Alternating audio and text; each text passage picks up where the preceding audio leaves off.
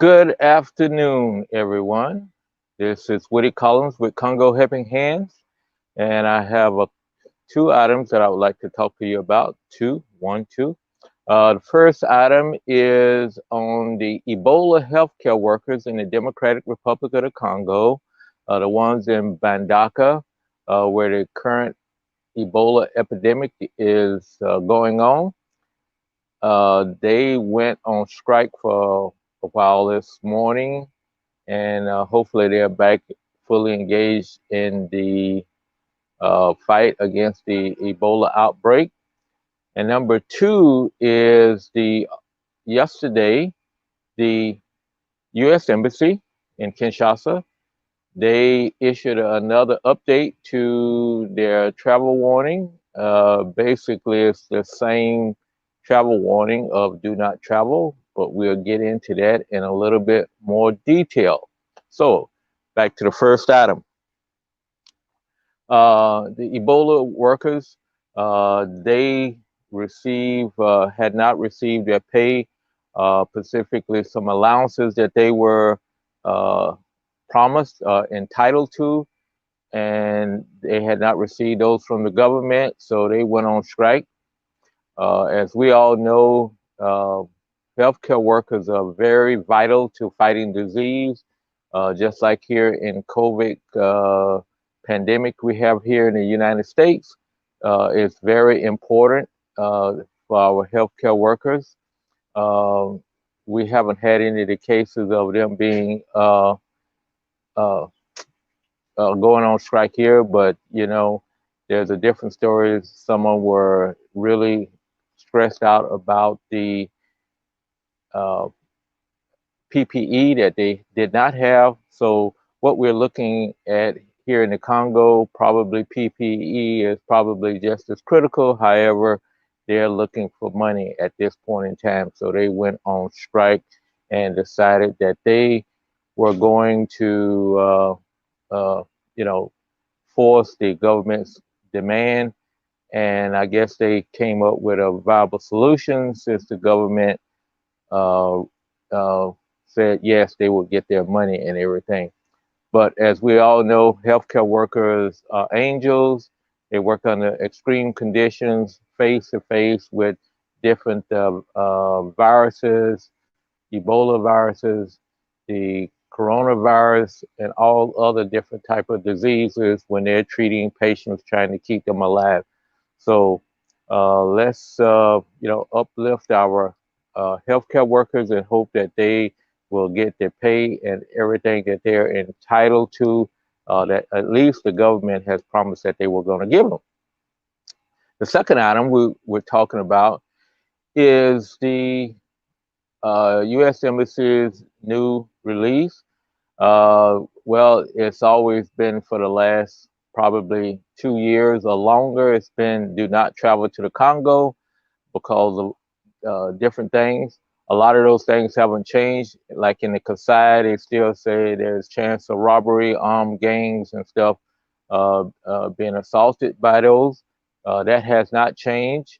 Uh, the coronavirus is still active, and they said do not travel for that.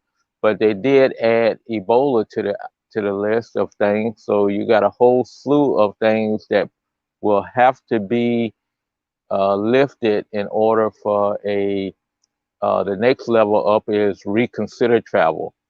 And I think the last time that I was in Congo, or the next to the last time I went to the Congo, it was reconsider travel. And the thing with it is that for us who work in the Congo or who do mission work there, work actually as employees with other different agencies, uh, it's like working here in the United States as a healthcare worker. The situation is dangerous, but you have to, put up with it and go and try to be as safe as possible as you can. Take all the necessary precautions.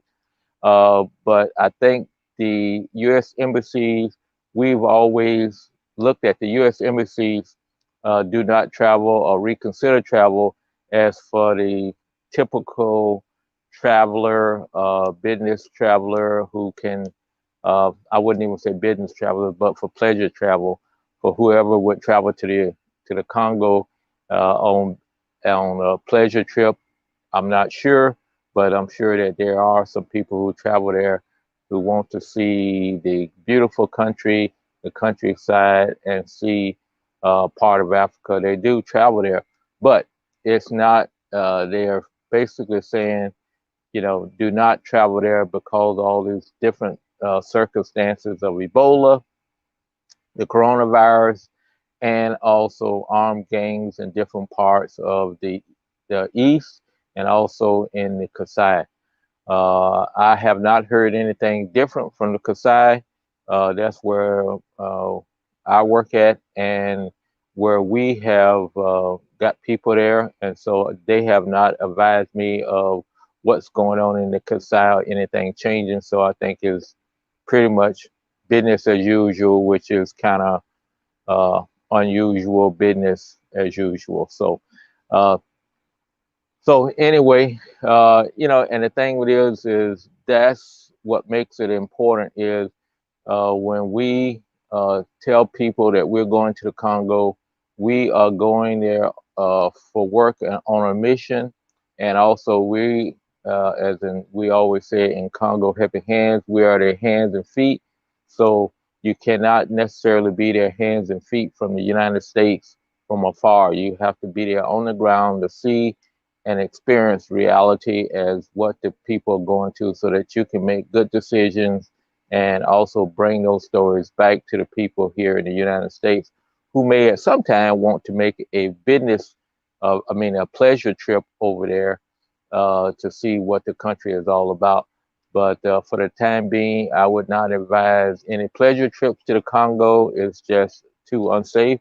So anyway, those are the two things that we had for today, and we will see you tomorrow. I would like to ask anybody to make sure you subscribe to the Congo Helping Hands Facebook page so that you can get these updates uh, every day at 3 o'clock when it's broadcasted to the Facebook page. And also on the YouTube channels, we have a Congo Helping Hands YouTube channel, and I'm streaming to my personal page. So please subscribe to one of those sources so that you can get our daily updates so that we can relay what's going on in the Congo for those who are interested and want to partake of it. So thank you very much for today. This is Saturday, and we will see you on Sunday afternoon at 3 o'clock. In the meantime, take care of yourself, be safe, and be blessed. We will see you on tomorrow.